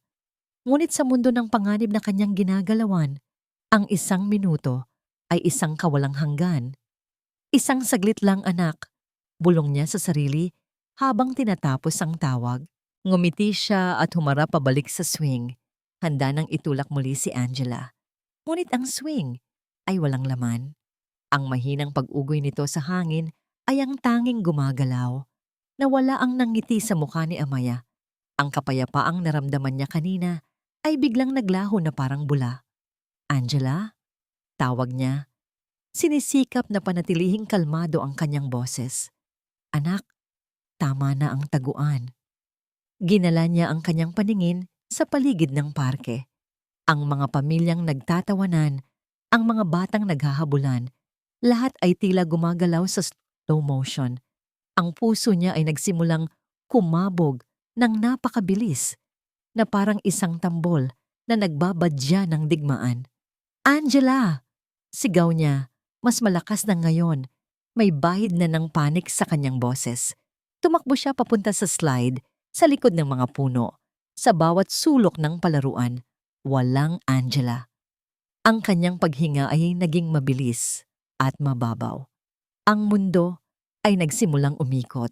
Ang pakiramdam na ito, ang nakakaparalisang takot, ang kawalan ng kapangyarihan, ito ang parehong pakiramdam na naranasan niya sa yati 7 taon na ang nakalilipas. At pagkatapos, nakita niya ito sa upuan ng swing kung saan huling nakaupo si Angela. Mayroong isang bagay na naiwan. Dahan-dahan siyang lumapit. Ang kanyang mga paa ay parang may nakakabit na tingga. Ang kanyang mga mata ay nakatuon sa bagay na yon. Isang manika. Ang luma at punit-punit na manika na palaging yakap-yakap ni Angela sa mansyon ng mga Sandoval. Ngunit may mali. May isang patalim na nakasaksak sa dibdib ng manika at sa patalim na yon ay may isang maliit na papel na nakatuhog. Nanginginig ang mga kamay ni Amaya habang inaabot ito. Binuksan niya ang papel. Isang pangungusap lang ang nakasulat sa pamilyar na sulat kamay ni Marco. Hinahanap mo ba ito? Ang anak ng demonyo. Ang papel ay nahulog mula sa kanyang mga kamay. Ang lakas sa kanyang mga tuhod ay tuluyang nawala at napaluhod siya sa damuhat. Ang lahat ng ingay sa parke ay naglaho. Ang tanging naririnig niya ay ang malakas na pagtibok ng kanyang puso at ang sarili niyang mga hikbi. Habang ang araw ay tuluyang lumulubog sa kanluran, isang malamig na anino ang bumalot sa puso ni Amaya. Hindi niya napansin si Rafael na tumatakbo palapit sa kanya mula sa di kalayuan. Si Rafael, na sa kabila ng kanilang hindi pagkakaunawaan, ay palihim pa ring binabantayan sila mula sa malayo. Ngunit huli na, kahit para sa kanya, ang nakita lang ni Amaya ay ang walang lamang swing, ang manikang may saksak, at ang malupit na katotohanan. Ang laro ay nagbago. Hindi na ito tungkol sa pera o sa kumpanya. Ito ay naging isang laban para sa buhay ng kanyang anak. At sa sandaling iyon, sa gitna ng kanyang kawalan ng pag-asa, alam ni Amaya na natalo siya. Nawala na ang lahat. Ang parke, na kanina lang ay isang lugar ng kapayapaan, ay naging isang personal na impyerno para kay Amaya. Nakaluhod sa damuhan, ang kanyang mga kamay ay nanginginig habang nakatingin sa walang lamang swing. Ang tawa ni Angela ay napalitan ng isang nakabibinging katahimikan. Amaya! Isang boses ang tumawag sa kanya mula sa malayo. Nakita niya si Rafael na tumatakbo palapit. Ang mukha ay puno ng pag-aalala. Nang makarating ito sa kanyang tabi, nakita nito ang manika, ang patalim, ang papel. Hindi na nito kailangang magtanong. Kinuha nila siya, Raf. Bulong ni Amaya. Ang kanyang boses ay basag at puno ng kawalan ng pag-asa. Habang kausap ko ang telepono, 1 minuto lang, kasalanan ko to. Hindi mo ito kasalanan, matatag na sabi ni Rafael habang tinutulungan siyang tumayo. Ngunit ang mga salita niya ay hindi umabot sa pandinig ni Amaya. Ang tanging naririnig niya ay ang paulit-ulit na akusasyon sa kanyang isipan. Pabaya ka. Nabigo ka na naman. Pagbalik nila sa penthouse, ang bawat sulok ay sumisigaw sa kawalan ni Angela. Ang mga drawing na nakadikit sa ref, ang maliit na sapatos sa may pinto, ang mga laruan na nakakalat sa sahig, lahat ay naging isang masakit na paalala ng kanyang kabiguan. Si Amaya ay parang isang tigre na nakakulong sa hawla. Nagpapabalik-balik. Ang isip ay tumatakbo sa lahat ng posibleng kahihinatnan. Ang bawat segundo na lumilipas ay parang isang patalim na lalong bumabaon sa kanyang puso. Si Rafael ay nasa kabilang sulok, tahimik na gumagamit ng kanyang laptop at telepono. Sinusubukang gamitin ang kanyang mga dating koneksyon. Sinusubukang maghanap ng anumang lead. Ang distansya sa pagitan nila, na nilikha ng pagdududa, ay mas ramdam pa ngayon. At pagkatapos, tumunog ang telepono ni Amaya. Tawa, unknown number. Nagkatinginan sila ni Rafael. Ito na. Nanginginig ang kanyang kamay habang sinasagot ang tawag at inilalagay ito sa loudspeaker. Hello? Kamusta, Madam President? Ang boses ni Marco ay tumagos sa telepono, puno ng panunuya at tagumpay. Mukhang may nawawala ka. Marco, hayop ka.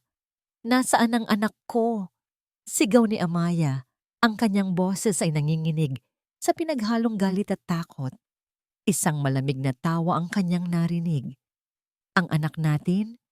Huwag kang mag-alala. Ligtas siya. Sa ngayon, nakasuot pa rin siya ng paborito niyang kulay rosas na bestida. Ang ganda-ganda niya. Sayang lang at kasalanan mo kung anuman ang mangyari sa kanya. Anong gusto mo? Tanong ni Amaya. Ang mga luha ay nagsisimula nang mamuo sa kanyang mga mata. Simple lang. Mahal ko. Sabi ni Marco. Ang bawat salita ay idinidiin para saktan siya. Gusto kong maramdaman mo ulit ang naramdaman mo 7 taon na ang nakakalipas. Ang pakiramdam ng pagiging mag-isa, walang kapangyarihan, walang pag-asa. May narinig si Amaya na mahinang boses sa likod, ang boses ni Angela. Mama? Angela? Anak? Huwag, sigaw ni Marco.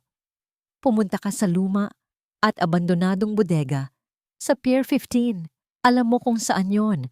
Ang lugar kung saan mo ako unang sinagot. Ginamit pa nito ang isang matamis na alaala para gawin itong isang sandata. Mag-isa ka lang. Walang pulis. Walang bodyguard. Isang maling galaw mo, Amaya. At ibabalik ko sa iyo ang anak mo. Piraso-piraso. Click! Namatay ang tawag. Nahulog ang telepono mula sa kamay ni Amaya at bumagsak sa sahig. Ang kanyang mga binti ay tuluyan ng nanghina. Napaupo siya sa sahig, niyakap ang kanyang sarili, at doon, sa gitna ng kanyang marangyang penthouse, siya ay gumuho. Ang makapangyarihang si Amaya Reyes ay nawala. Ang natira ay isang ina na natalo, isang babaeng muling naging biktima. Ang pakiramdam na ito, ang absolutong kawalan ng pag-asa, ay mas masakit pa kaysa sa pisikal na sakit. Ito ang kanyang all is lost moment, ang pinakamadilim na gabi ng kanyang kaluluwa. Ang mga alaala ng kanyang kabiguan ay bumalik na parang isang malaking alon. Ang pagtataksil ni Marco, ang panloloko ni Isabella, at ngayon, ang pagkawala ni Angela. Lahat dahil sa kanya. Dahil nagtiwala siya. Dahil nagkamali siya. Wala na. Hikbi niya. Wala na ang lahat. Lumapit si Rafael sa kanya. Hindi siya nagsalita. Tiningnan lang niya ang babaeng hinahangaan niya na ngayon ay isang larawan ng pagkasira. Ang lamat sa tiwala na nilikha ng sulat ni Marco ay tila isang malaking pader sa pagitan nila. Dahan-dahang tumayo si Amaya. Ang kanyang mga mata ay walang buhay. Kailangan kong pumunta, sabi niya. Ang boses ay mahina at mekanikal. Kailangan kong sundin ang gusto niya. Hindi, sabi ni Rafael. Ang kanyang boses ay matatag. Tumingin si Amaya sa kanya. Ang kanyang mga mata ay puno ng pagod. Wala kang pakialam, Raf. Hindi mo naiintindihan. Hindi ko naiintindihan? Tanong ni Rafael. At sa unang pagkakataon, mayroong isang emosyon sa kanyang boses na hindi pa naririnig ni Amaya. Isang malalim na sakit. Amaya, ang larawang ipinadala sa'yo, ang kasama kong namatay. Hindi lang siya partner ko. Kapatid ang turingan namin. At namatay siya dahil sa isang bitag. Isang bitag na katulad nito. Lumapit siya ng isang hakbang. Alam ko ang pakiramdam ng kasalanan. Alam ko ang pakiramdam ng pagsisisi. At alam kong kapag pumasok ka sa bitag na yan nang mag-isa, hindi ka na makakalabas ng buhay. Ang mga salita ni Rafael ay dahan-dahang tumagos sa pader na itinatayo ni Amaya. Nakita niya sa mga mata nito ang parehong sakit na nararamdaman niya. Ang bigat ng isang pagkakamali sa nakaraan. Ang pagdududa na ipinunla ni Marco ay nagsimulang maglaho. Ang nakikita niya ngayon sa kanyang harapan ay hindi isang tauhan, hindi isang estranghero na may madilim na nakaraan. Ang nakikita niya ay isang taong nakakaunawa sa kanya, isang taong nasaktan din. Anong gagawin ko? Tanong ni Amaya. Ang kanyang boses ay basag, isang tunay na pagsuko. Ang kanyang lakas ay naubos na. Kailangan niya ng tulong. Tinitigan siya ni Rafael. Ang kanyang mga mata ay puno ng isang pangakong hindi masisira. Alam ko ang lugar na yon, sabi niya sa isang matatag at determinadong boses. May mga sikretong daanan doon na hindi alam ni Marco. Ngunit hindi ka pwedeng pumuntang mag-isa. Iniabot ni Rafael ang kanyang kamay, isang simpleng alok. Ngunit para kay Amaya, ito ang lahat. Ito ang pag-asang matagal na niyang kinalimutan. Ito ang tiwalang akala niya ay hinding-hindi na niya muling mararamdaman. Tinitigan ni Amaya ang kamay ni Rafael. Pagkatapos ay tiningnan niya ang mga mata nito. At doon, sa gitna ng kanyang pinakamadilim na sandali, nakakita siya ng isang maliit na liwanag.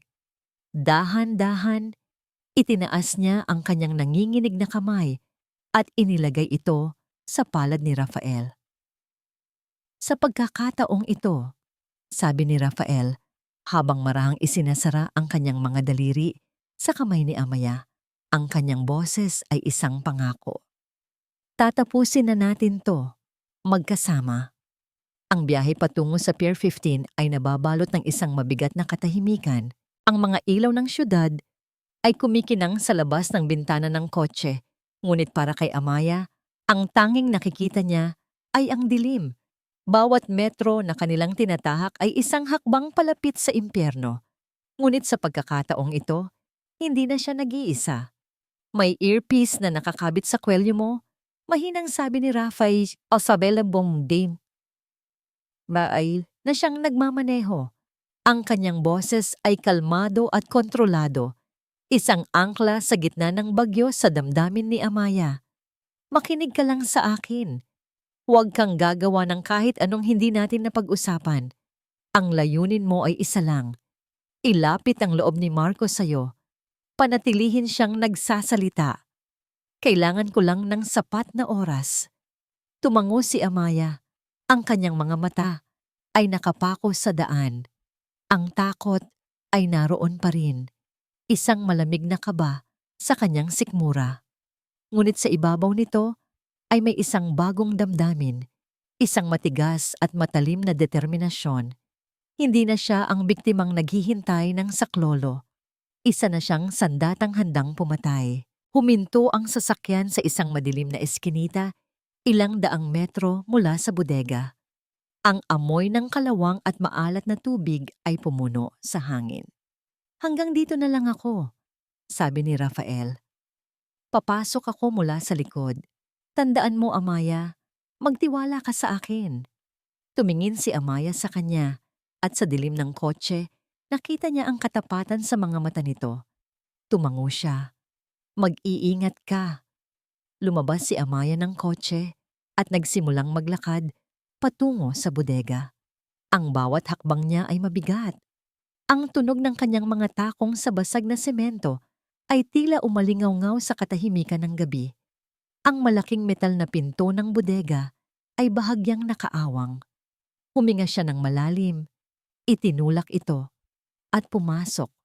Ang loob ay malawak at madilim, maliban sa isang tanging ilaw mula sa isang nakasabit na bombilya sa gitna. Sa ilalim ng ilaw na yon, nakaupo si Marco sa isang lumang silya na parang isang hari sa kanyang trono ng basura. Sa tabi niya ay nakatayo si Isabela. Ang mukha ay isang maskara ng tagumpay. At ilang talampakan mula sa kanila, nakatali sa isang upuan ay si Angela. Ang kanyang mga mata ay puno ng luha at takot. "Mama!" sigaw ni Angela nang makita siya. "Dumating ka," sabi ni Marco. Isang mapanuyang ngiti ang gumuhit sa kanyang mga labi. "Alam ko namang hindi mo kami matatanggihan." Hindi pinansin ni Amaya ang kanyang sinabi. Ang kanyang buong atensyon ay na kay Angela. "Pakawalan mo siya, Marco," sabi niya. Ang kanyang boses ay walang emosyon, na lalong nagpagalit kay Marco. "Hindi ganun kadali." Tumayo si Marco. "Gusto kong makita kang magmakaawa. Gusto kong makita kang lumuhod sa harap ko, tulad ng dapat mong ginawa noon pa." "Para saan, Marco?" Kalmadong tanong ni Amaya habang dahan-dahang lumalapit. "Para makuha mo ang isang bagay na hinding-hindi naman naging sayo? Ang pagmamahal na para kay Anton?" Ang pagbanggit sa pangalan ni Anton ay parang isang pagsindi sa galit ni Marco. "Huwag mong babanggitin ang pangalan na yan," sigaw niya. "Wala kang alam.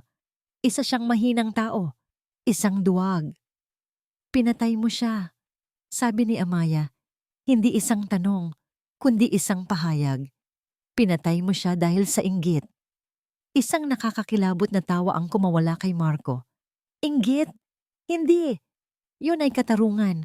Ang lahat ng meron siya. Ikaw, ang pera, maging ang batang yan, dapat ay sa akin. Kinuha ko lang kung ano ang nararapat para sa akin. At wala akong pinagsisisihan." Sa gilid nakita ni Amaya ang pagbabago sa mukha ni Isabela. Isang bahid ng gulat at takot. Tila kahit siya ay hindi alam ang buong katotohanan. "At ikaw naman, Isabela." Bumaling si Amaya sa kanya. Ang kanyang mga mata ay parang yelo. "Ang matalik kong kaibigan, ang kapatid ko. Ipinagkanulo mo ako para sa isang lalaking kahit kailan ay hindi ka naman minahal. Tumigil ka," sigaw ni Isabela. "Mahal niya ako." "Talaga?" tanong ni Amaya. "Kaya ka ba niya ginamit para lang pagtakpan ng mga illegal na transaksyon ng pamilya niya? O baka naman hindi mo rin alam yon? Akala mo ba ang pagbenta sa akin ay para sa pag-ibig? Hindi. Isa ka lang kasangkapan sa mas malaki niyang laro." Ang mga salita ni Amaya ay tumama sa puntirya. Ang alyansa ng dalawang taksil ay nagsimulang magkalamat. "Hindi totoo yan, Marco, di ba?" Nanginginig na tanong ni Isabela. Ngunit bago pa man makasagot si Marco, isang anino ang mabilis na gumalaw mula sa kadiliman. Si Rafael. Sa isang mabilis na kilos, Napatumba niya ang 2 tauhan ni Marco na nagbabantay sa mga anino. Ang gulat sa mukha ni na Marco at Isabela ay perpekto. "Sino ka?" sigaw ni Marco. Sa gitna ng kaguluhan, sinamantala ni Isabela ang pagkakataon. Sa sobrang galit at pagkabigo, ibinunyag niya ang kanyang huling pinakamaitim na sikreto. "Ako," sigaw niya kay Amaya. Ang kanyang mukha ay puno ng luha at galit. "Ako ang nagsabi sa kanya na ibenta ka. Ako ang nagbigay ng ideya dahil dapat sa akin ang lahat ng ito." Habang sila ay nagsisigawan, tumakbo si Amaya papunta kay Angela. Ngunit si Marco, sa kanyang huling desperadong galaw, ay mas naging mabilis. Hinila niya si Angela at tinutukan ito ng patalim sa leeg. "Isang galaw pa!" sigaw niya. Ang kanyang mga mata ay puno ng kabaliwan. "Lalapit kayo at mamamatay kaming lahat." Huminto ang lahat. Ang tensyon sa bodega ay halos pwede nang hiwain. "Tapos na ang laro, Marco," sabi ni Rafael sa kalmadong boses. Kasabay ng mga salitang yon, bumukas ng malakas ang lahat ng pinto ng bodega. Ang nakakasilaw na ilaw mula sa mga sasakyan ng pulis ay pumuno sa lugar. "Pulis!" bitawan ng bata. Isang dumadagundong na boses ang umalingaw-ngaw mula sa loudspeaker. Ang mukha ni Marco ay nagpakita ng purong pagkabigla at pagkatalo. Hindi niya inaasahan ito. Tumingin siya kay Amaya pagkatapos kay Rafael. Tapos na. Alam niyang tapos na ang lahat.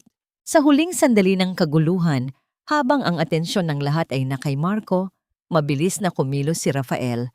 Itinulak niya si Marco palayo kay Angela. Sinangga ang patalim gamit ang kanyang braso. Tumakbo si Amaya at niyakap ang kanyang nanginginig na anak. Pinoprotektahan ito mula sa kaguluhan. Narinig niya ang tunog ng pag-aresto, ang mga sigaw at pagmumura ni na Marco at Isabela habang sila ay pinupusasan. Nang tumingin siya pabalik, nakita niya si Rafael na nakatayo. May malalim na hiwa sa kanyang braso at duguan. Ngunit ang kanyang mga mata ay nakatuon sa kanila ni Angela. Tinitiyak na ligtas sila. Lumapit si Amaya sa kanya habang yakap pa rin si Angela. "Raf, ayos lang ako," sabi ni Rafael. Ngunit nakita ni Amaya ang sakit sa kanyang mukha. Habang tinitingnan niya si Rafael na nakatayo roon, sugatan ngunit matatag, ang kanyang tagapagtanggol, isang bagay ang nagbago sa puso ni Amaya. Hindi na lang siya isang kakampi na may utang na loob. Hindi na lang siya isang ahente na tumutupad sa isang misyon. Sa gabing iyon, sa gitna ng pagkawasak ng kanyang mga kaaway, nakita ni Amaya si Rafael sa isang bagong liwanag. Siya ang lalaking sumugal ng sariling buhay, hindi lang para sa katarungan, kundi para sa kanila.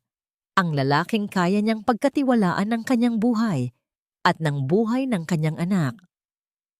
Ang tunog ng sirena ay unti-unting humina. Napalitan ng tahimik na pagpatak ng ulan sa bintana ng penthouse. Lumipas ang ilang linggo mula ng gabing iyon sa bodega. Ang bagyo ay tapos na. Ang balita ay sumabog na parang isang bomba sa buong bansa. Ang pag-aresto sa mag-asawang Sandoval para sa kidnapping, frustrated homicide at ang muling pagbubukas ng kaso ng pagkamatay ni Anton ay naging headline sa loob ng maraming araw. Ang Sandoval Corporation, na dati isang tore ng kapangyarihan, ay gumuho na parang isang kastilyong buhangin. Ang mga sikreto nitong money laundering at ilegal na transaksyon ay isiniwalat lahat ni Amaya sa publiko. Ang pangalang Sandoval ay naging simbolo ng kasakiman at pagkakanulo. Sa loob ng korte, ang dating makapangyarihang mag-asawa ay naging larawan ng pagkatalo. Si Marco, sa kanyang pagnanais na makatakas, ay isinisi ang lahat kay Isabela. Si Isabela naman, sa kanyang galit, ay ibinunyag ang lahat ng krimen ni Marco, kasama na ang detalyadong plano nito sa pagpatay kay Anton. Ang kanilang pagtataksil sa isa't isa ang naging huling pako sa kanilang kabaong. Habang buhay na pagkakakulong, iyon ang hatol, katarungan. Ngunit para kay Amaya, ang tagumpay ay mayroong mapait na lasa. Ang pagbagsak ng kanyang mga kaaway ay hindi nagbalik ng 7 taon na nawala at hindi nito nabura ang mga peklat na iniwan sa puso ng kanyang anak. Ang mga unang linggo ay ang pinakamahirap. Si Angela ay madalas magising sa gabi, sumisigaw dahil sa mga bangungot. Natatakot siya sa madilim at sa malalakas na boses. Alam ni Amaya na ang sugat ng kanyang anak ay mas malalim kaysa sa anumang pasa na nakita niya. Dahil dito, nagpasya si Amaya na ang tunay na paghihiganti ay hindi ang pagpaparusa sa kanyang mga kaaway, kundi ang paghilom ng kanyang pamilya. Magkasama silang nagsimulang mag-therapy sa isang maliit at tahimik na opisina. Sa tulong ng isang mabait na child psychologist, unti-unting natutunan ni Angela na iproseso ang kanyang mga trauma.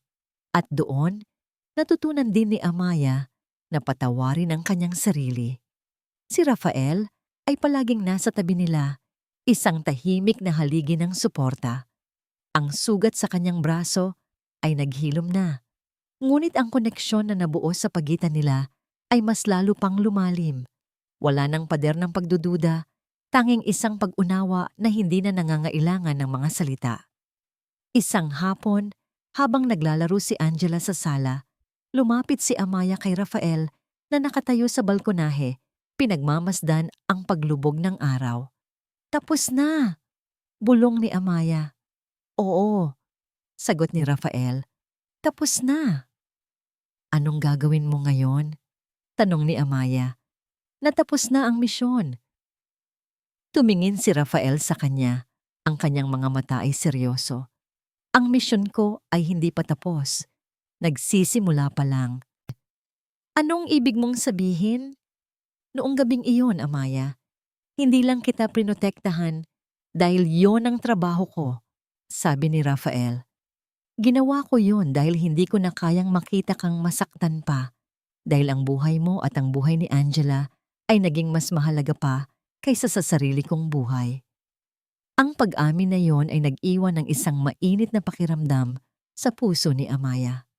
"Raf, hindi ko hinihiling na sagutin mo ako ngayon." Pagpapatuloy niya. "Alam kong marami pa kayong pinagdadaanan, pero gusto ko lang malaman mo, hihintayin kita, gaano man katagal." Sa mga sumunod na araw, isang bagong normal ang nabuo. Nagkaroon sila ng kanilang unang tunay na date.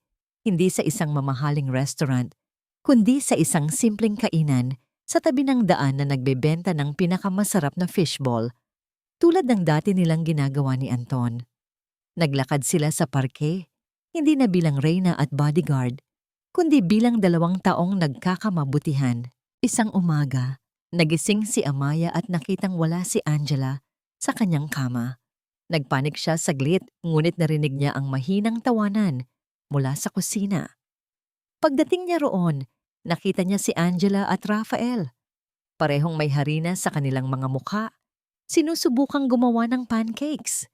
Ang eksenang iyon, simple, magulo, at puno ng kaligayahan, ay isang bagay na akala ni Amaya ay hindi na niya muling mararadapom. Nang hapong iyon, nagpunta si Amaya sa sementeryo. Mag-isa. Umupo siya sa harap ng puntod ni Anton. Nilinis niya ang mga tuyong dahon at naglagay ng mga sariwang puting bulaklak. "Hi, mahal," bulong niya.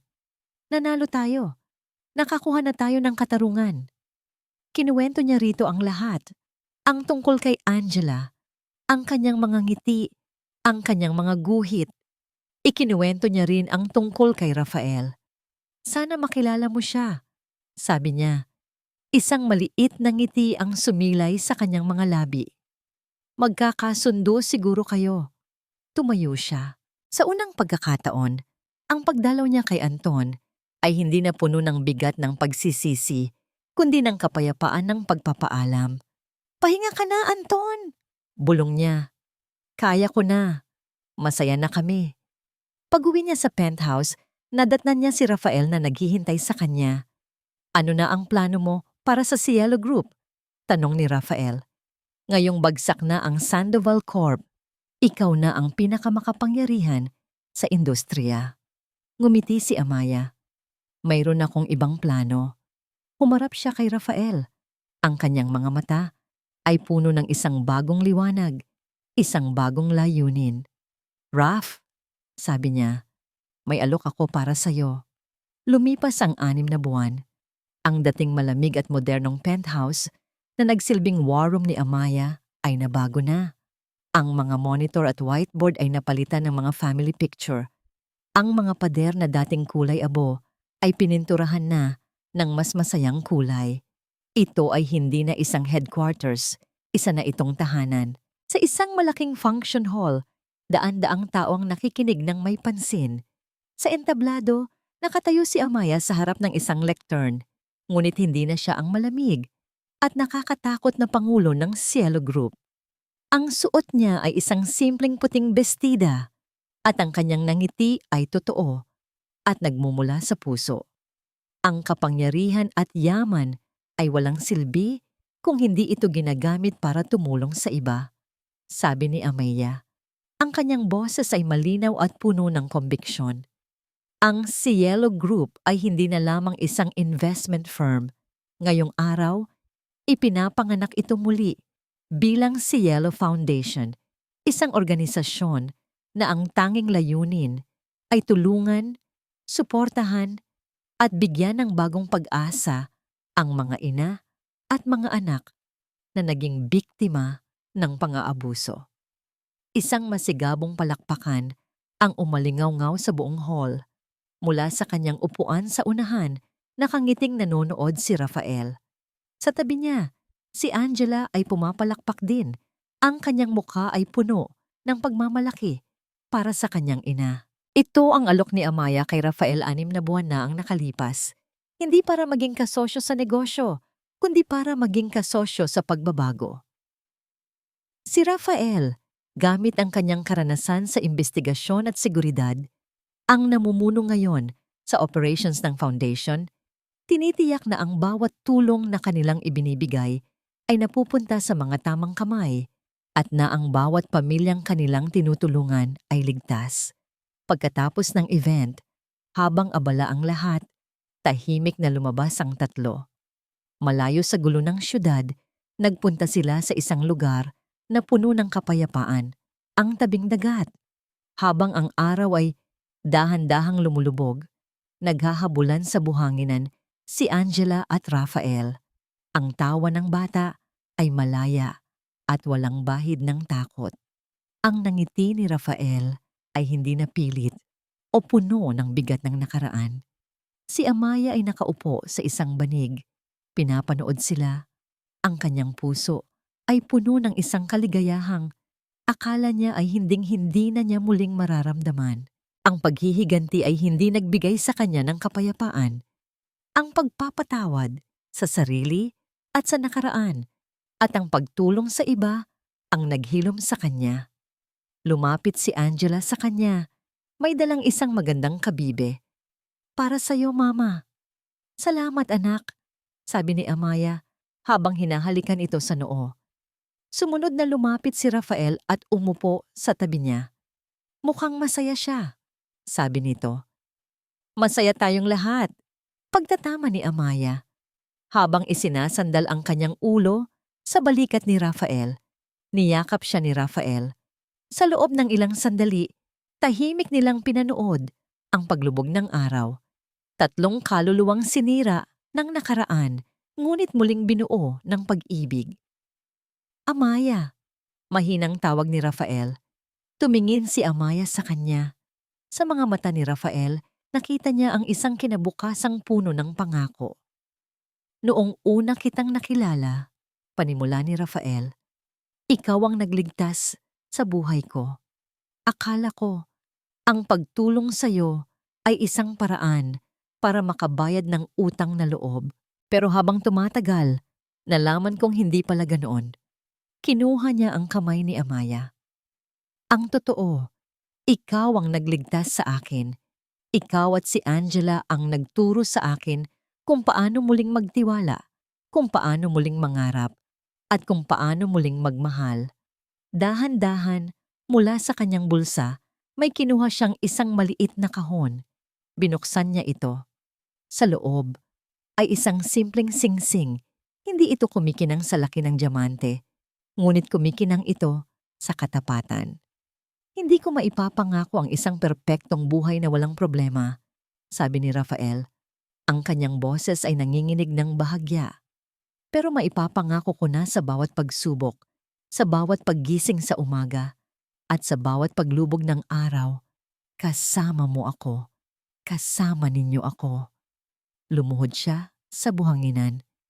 Amaya, mahal ko, pakasalan mo ako. Ang mga luha na pumatak mula sa mga mata ni Amaya ay hindi na luha ng sakit o galit. Ito ay mga luha ng purong kaligayahan.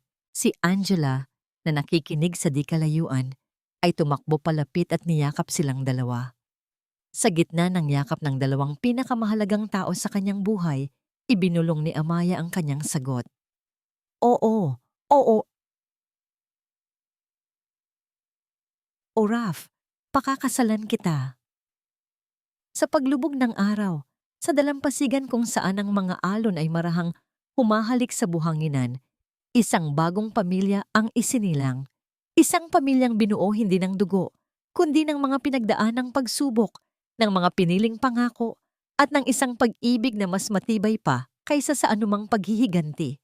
Ang kwento ni Amaya ay hindi nagtapos sa pagbagsak ng kanyang mga kaaway. Ito ay nagsimula sa muli niyang pagbangon, patunay na ang tunay na tagumpay ay hindi nasusukat sa kung gaano kakalakas lumaban, kundi sa kung gaano kakatatag magmahal pagkatapos ng laban. Ang pagtatapos ng kwentong ito ay hindi lamang tagumpay ng isang babaeng minsang pinagtaksilan, kundi isang patunay ng lakas ng katatagan at pagmamahal ng isang ina. Hindi lang niya nabawi ang hustisya para sa sarili, kundi naibigay din niya ang panibagong buhay para sa kanyang anak, isang batang matagal na nabuhay sa dilim. Ang wakas na ito ay hindi lang pagbagsak ng mga gumawa ng kasamaan, kundi muling pagbangon ng isang kaluluwang minsang sugatang-sugata. Sa paglalakbay na ito, nauunawaan natin na ang kabutihan at katapatan ay hindi kailanman nasasayang. Iyan ang ugat na muling bumubuhay sa isang buhay. Ang nagtatanim ng kasamaan, sakit ang aanihin. Ngunit ang naninindigan sa tama, makakakita ng liwanag sa dulo. Mga kaibigan, ano ang naramdaman ninyo matapos pakinggan ang buong kwento?